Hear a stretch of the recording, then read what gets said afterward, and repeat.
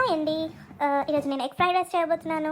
ముందుగా దీనికి కావాల్సిన ingredients onions, garlic, capsicum, green chilli and కొన్ని mixed vegetables, eggs.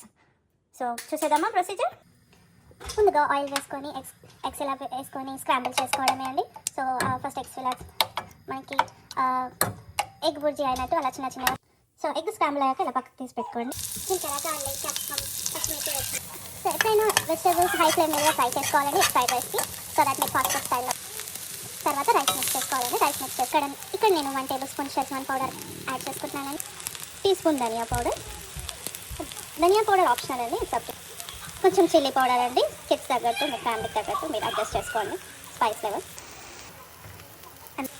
And finally కొంచెం సాల్ట్. అండ్ దెన్ లాస్ట్కి మీరు స్క్రాంబుల్ చేసిన ఎగ్స్తో మిక్స్ చేసుకోండి.